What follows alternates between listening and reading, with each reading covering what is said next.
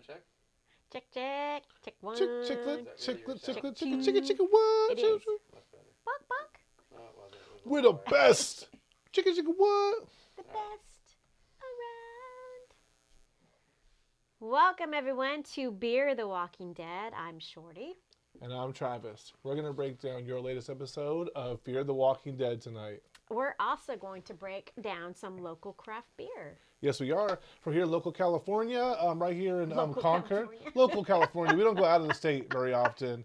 Ever. Epidemic Ale is one of our favorite spots. Yes, definitely one of our favorite spots. So, and we picked a new beer. They're one of their brand new releases, so very excited. Yeah, absolutely. All right, and what, I know the name of the episode is The Door. Not going to remember anything else. Season 6, Episode 8, entitled The Door. The Dory. Oh, don't say that. That's so awful. That's so awful. Right, get this fucking review. Bam! Some of people need glasses. Bam. Pineapple Lee. Start us off, Shorty. All right, so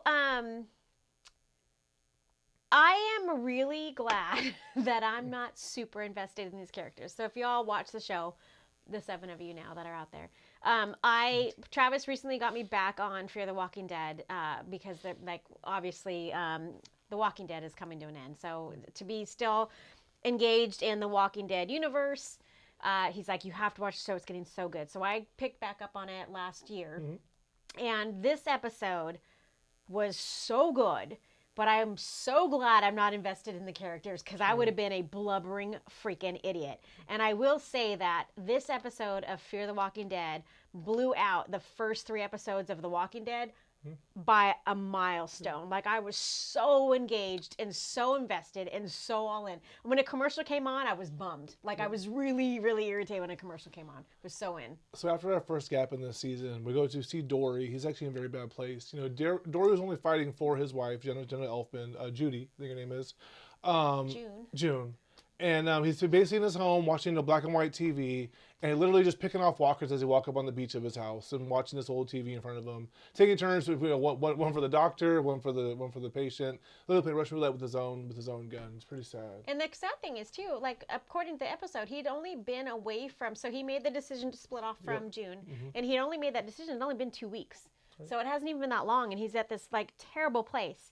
And why you for sure know, besides him holding the gun underneath, which, by the way, oh my God, people get help, please, with suicide. But he has the Scrabble letters saying goodbye, June. It was like, oh my God, it was so terrible. But you felt like every time, I mean, it was that decision, right? He could have offed himself, or he was going to take out a walker, and every time he chose to take out the walker. So that's a sad revelation too, because he couldn't have June. Like, he spent this whole time looking for her. They got separated by Dakota's group. I forget her name. They got separated by the Where have you been? I forget her name. They got separated by Virginia's group. And so basically, Dory couldn't go back with her anyways because she wanted to build this hospital. So it wasn't like she was gone so he can go get her again. She chose to have this hospital over him. She still wanted to be with him and do the hospital. But she also thought, but at the end of last season, she also thought that she convinced him to go with her. So she convinced him that she wasn't changing her mind. Is what happened.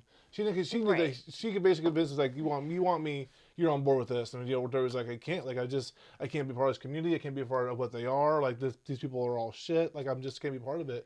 So he had to he had to walk away from what he loved so much. And that was a horrible revelation for him. It was awful. And so then he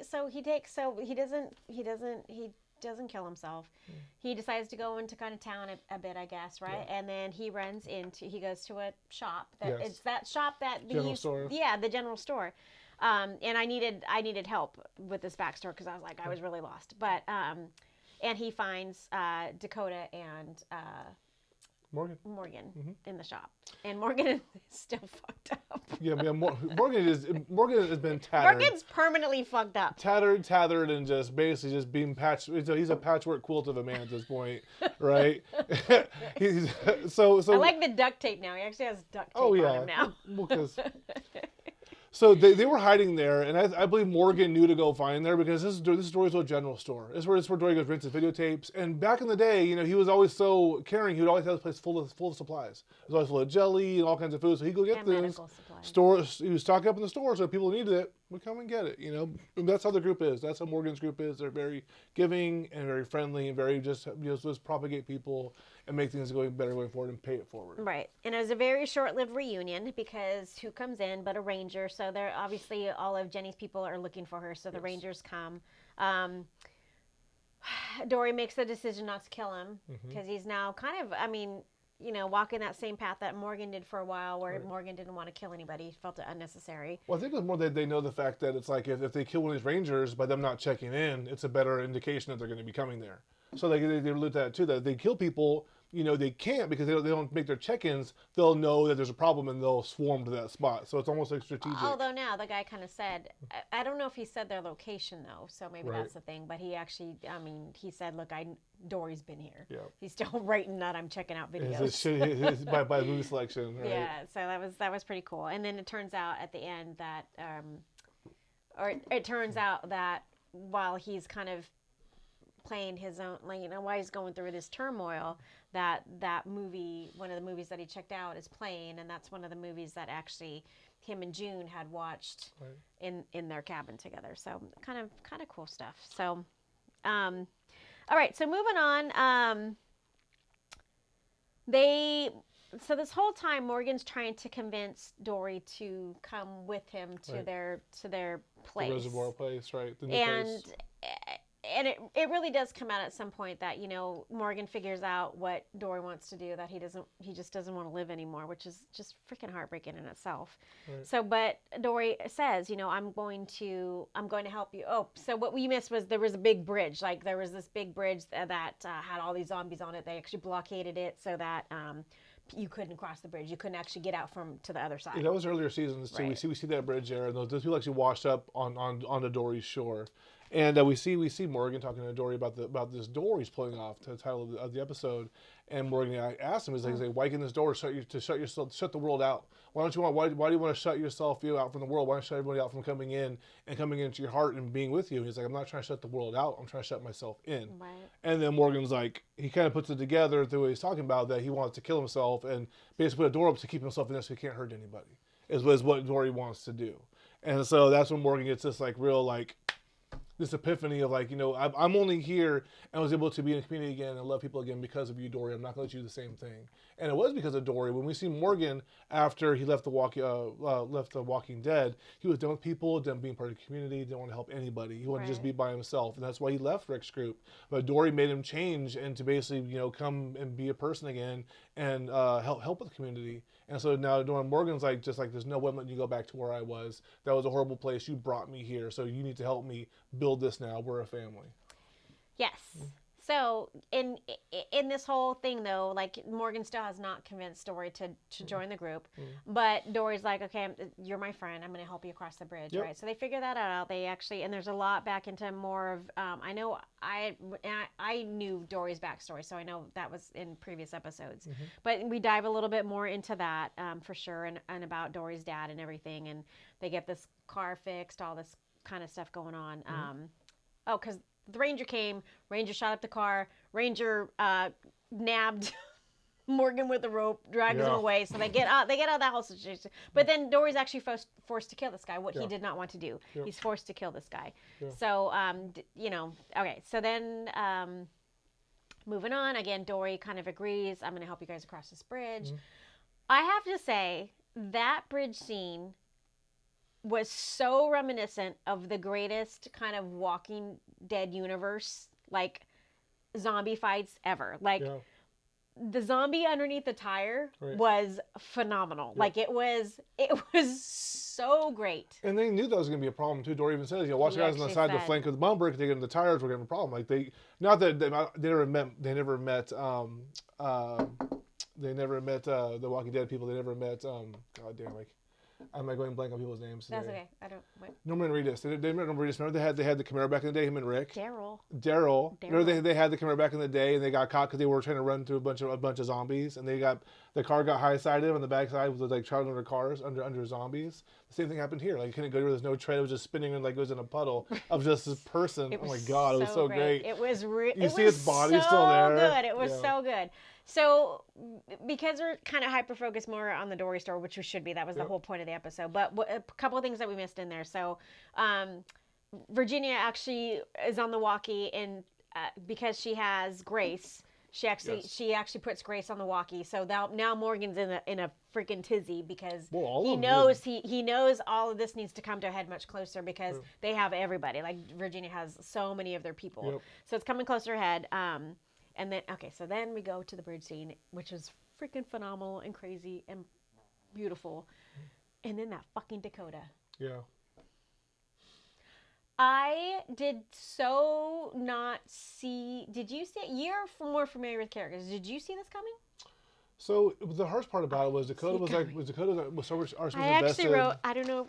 Holy shit. When shit hit the fan, those are my notes. Well, she even says, she goes, I like to be around Dory. And Dory's like a big brother to her. And like she likes Dory around. And she was actually the same place where Dory was when we found the murderer, or what he thought was the murderer in that campsite. So she looked up to Dory as like this good man, this cop, this very just person. So she saw what her sister Virginia was not at all. Like this is the light, this is the dark. And so she's like, we need you. Like I love you. Like you guys great to be around you. So she really clung on to him. And Dory was getting this, this like very much fatherly vibe with her as well, not brother but fatherly, and so let her drive the truck, which is pretty awesome. Make sure she had to have the gears like a Sunday afternoon drive with her other dad, and basically when things got bad, got out of the car, helped her get in jam, got over the car hood. Oh my god, that was so awesome. It was such a great scene. So to digress a tad again.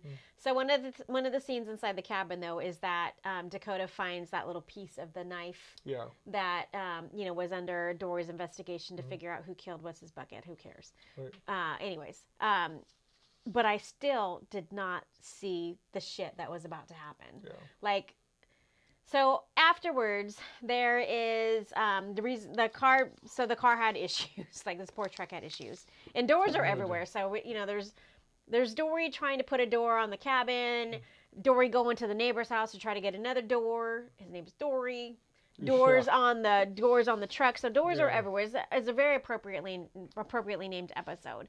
But as they were driving through, they figured out what was wrong, and he's like, "Oh, there's he gets under the hood. There's a clip missing. A clamp missing that's keeping everything going. Can you help me find it?" So they look out, and as Dakota's helping Dory look for this, a walker's still alive. Walker's still moving. Right. I guess they're all alive. They're still moving. It kind of grabs for her, and she picks out a knife, and it's the knife that killed what's his bucket. Yeah, she's trying to hide it. She tried to go very, very nonchalant, pick it up again, but Dory noticed exactly, like immediately, let me see that knife. Where'd you get that knife? And she's just like, she couldn't get her talk way out of it fast enough. And Dory put two and two together, and she basically gave this plot as how she wanted to hurt this person because she found her way out. And we find out even sooner afterwards that excuse. She was just hiding. She was just leaving in and out of the camp, and that was the only way she doing it. So she killed him. But her subplot was she wanted her sister to look bad doing it by hiding the fact that she wanted to hide from Dakota from getting in trouble. Correct. So now she wanted Dakota basically to get covered for, and she wanted Dory to keep investigating it. That way they can find out they can find out that she's hiding something. There's a problem here. So the Dakota wanted Dory to figure what was going on out because she knew that if she was in trouble, Virginia would do shit about it. And if she's exposed as to not doing anything about it, then she basically unraveled her own self as being a leader.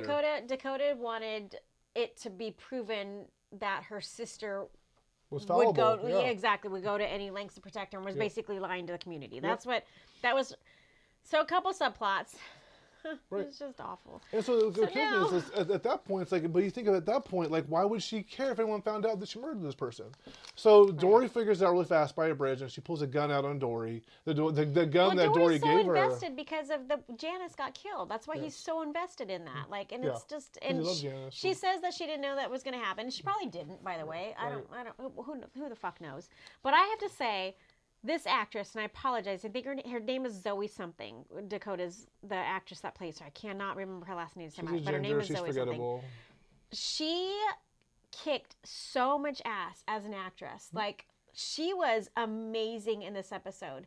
When she stands off with Dory, it is so believable and like just, I mean, I was so invested in this episode. She did such an amazing job. She's got chops. She stood her ground for sure. And it was amazing exchange. And then she fucking killed him. So there's that. Great exchange. I mean, there's a lot of emotion. She was teared up, and for as shitty as it sounds, she made it sound really believable. And Dory is trying to talk her down, like, Morgan always said, maybe I just need something to live for. And honestly, since I can't have June, I could live to train you. I could live to bring the good out of you. And she goes, I can't have that happen. And then she shot him, which didn't make sense to me, right by the heart too. Like, if you wanted to be found out, you wanted to become fallible, why would you kill somebody else to hide the secret? Like, you already want the secret to be out. It makes no sense that loop was that figure eight doesn't make no sense to me. So Dory falls off the bridge. Well, actually, he's sitting there standing here, bleeding out, trying to find out what's happening, and she pushes him off the bridge, and he goes in the water. And Morgan hears pretty much the last half of this, runs up to her, and she exposes to him, you can't do anything about this because I'm the one that saved your life at the beginning of the season. She has a very poignant conversation with him, and he's kind of in, I mean, I was kind of hoping that he'd offer, but he was kind of in a rock and She had him. She knew. She had him. You can't kill me because if you kill me, you lose your girlfriend, you lose all your friends. And so now he's like, you're right. He's the only partnership he has her. And she wants to go to Morgan's place. And Morgan's like, okay, so I need you to get my friends back, but I don't need you to live with us. So now Morgan's very smart, very, very smart person. And he'll figure something out as episodes go by. But she has him by the huevos for sure. And he can't hurt her. He can't kill her. He can't give her back to Virginia. He doesn't know what he can do. And then obviously she kind of holds all the marbles at this point. She does. And I really thought that when he kind of sees the light, grabs the picture from the water, sees the light, gets onto a door to float down the river. They got me again on this show. I didn't see it coming. I actually thought he was going to make it. Like, I really did. Because who's going to off Dory? Are you freaking kidding me? So at some point during all that, when the conversations with Jenny, on the phone, on the walkie with, trying to negotiate, getting Dakota back, all of this stuff happening, right? So to get Dory to kind of come with him, Morgan actually kind of pulled some trickery on him and was like, he calls Jenny to his cabin. So he knows that he can't go back. So sorry we keep going back and forth. But really the episode is all about Dory, so it doesn't fucking matter. If you remember the Titanic, though, like, so this isn't the first time a Gentra has pushed a man into the water to die, right? If you remember Rose, but this time Dory actually got the door this time. Dory got the door. And so basically, she finds on the radio that Dory's swimming upstream and he's dying. She makes Virginia's team, one-handed Virginia, remember from last season, go meet him at the water. And as they're saying this, June looks out the window and she sees Dory. June's with Ginny's party, which is, who knows. So, and I love it because June actually grew some balls too. Like, she actually, at some point, she's like, you do not have enough people looking for him. Yes, as soon as she finds out that, Dory has been shot or whatever it is, right? She actually grabs the walkie. Like, that's so bold. Like, it was so I might maybe end up liking her character because I don't like her character right now. So I might end up liking her character. But then, of course, our ending scene is gut-wrenching. So June's running out. She sees him floating down because they all know, check down the rivers. Everybody freaking check down the river. He's floating down the rivers. Floating down the river. And so she happens to look out the cabin window and she sees him coming down. So she's running with her medical bag. And he comes up and his eyes have probably just started to glaze over and he is gone. You can see because he's there for a second, not moving at all. And if the zombie's already dead, they're obviously calling around, moving around, trying to get something. So he was there for a second. So I think he literally died getting to that beach to get to June. He literally died to get to June there. And then as she got there, he started to kind of move again and lifted his eyes up. And you see Dory, the person, the rock of this episode, the show, actually. I only like this show because of Dory and Morgan's interactions. You see the fruition what comes to him just glaze over and crawling after June, making the zombie noises. And it's like, oh, heartbreaking. And he's just barely moving around at her. and June's just kind of soaking it all in, just letting it, kind of holding his hand, And he really doesn't, like, you do kind of think, is there a little bit of Dory left in him? Because he doesn't necessarily, like, really attack her, right? Not like, it's almost like a caress type of a thing. Mm-hmm. And then, of course, like in the zombie apocalypse, what do low ones have to do but fucking take their miserable poor person out? So it was such a good episode. Mm-hmm. My phone is ringing for some reason. Super great episode. Good review. Good review. Cheers. To the next episode and to Fear the Walking Dead. I love this show. Fear the Walking Dead. Have some beers. All right. So today we don't even know where to start. We're so excited. We got to go to Epidemic Ales. We love it there. Glad they're open again. They've been open, but now we have more capacity. We're in a good color tier to actually be there and actually get some taco truck food, which if they have food is great because they sell it so goddamn fast. We're having the pineapple upside down cake, which is a hazy IPA. It's a 6% ABV. There's no bitterness. The IBU is 9. So super sweet. Hint of sweet. Shorty, you want to give us your review? I will give you my review. So, we haven't done a beer in a while. Like normally, Travis makes me drink terrible whiskey. And normally, I am not a fan of IPAs and really not a fan of hazies. But what I like about this is it has just enough sweetness for me. It almost has a milkshake quality to it. Like this is the second time now I'm enjoying this beer. And that's so uncommon for me to say that about any type of IPA, especially hazy IPA. So I actually really enjoy this beer. It's super light. Actually, it was actually a little, it wasn't concerned. It actually looks a little thicker in the glass than it does. Oh, you can't see this. Can't see it. It's actually a little thicker than you think it would taste. It actually tastes really light to me. I'm a big hazy IPA fan, huge hazy IPA fan. The only difference is I like them with a lot of alcohol content. Like, what's the point? I'm a big bourbon fan, a big alcohol fan. If I'm drinking a beer, I don't want to drink a lot of beers. I want to drink a few beers that are really potent. The taste is delicious. A lot of pineapples that you have these days, especially in California craft beers, they have lactose in them. They're more of a milkshake, which is really good. Alcohol content's up. Oh, it tastes really great. But this is thinner. There's no lactose. It's thin. You can drink like 4 or 5 of these on the beach and be great. Like, this is exactly what it tastes for. The sweet isn't overbearing. It's just a nice hint on the tongue. Very, very nicely layered. They did a good job. The balance is there, and I think it's a very good I like that IPA. You can absolutely taste the pineapple in it. You could absolutely taste pineapple. When you first drink it, like, you taste like, oh, like it's like, no, that's actually, this is there. Usually in a fruit-infused beer, unless it's a wheat beer, you're not getting a whole lot of the fruit taste. This one, I absolutely get the pineapple. Yeah, for some reason, like most beers, like in wheat ales, like the only taste is orange. Like they infuse everything with orange. Almost hazies have the orange flavor to them, which is great. I mean, I like it, but having the pineapple hint is a lot better. It's also citrusy as well. Keeps it light. Super awesome. Drink this with a good bourbon as well. Right, and go check out Epidemic Ales in Concord, California. You have to go to Epidemic Ales. And if you don't go to Epidemic, at least drink local. Go and give your local brewery some love. Yep. We have some photos of all the beers they have on tap there in rotation. They have some amazing beers there. They have stuff for delivery. You can buy them cans in the stores. You can buy cans at their location. So if you're here in the Bay Area, especially in the East Bay, Epidemic Ales, give them a try if you have not. I'm sure you've heard of them by now. Drive in, get some quesadilla tacos outside, and grab some of their beers. They're really good. Absolutely. Cheers. Cheers. Cheers, everyone. All right, pitches. I'm out of here.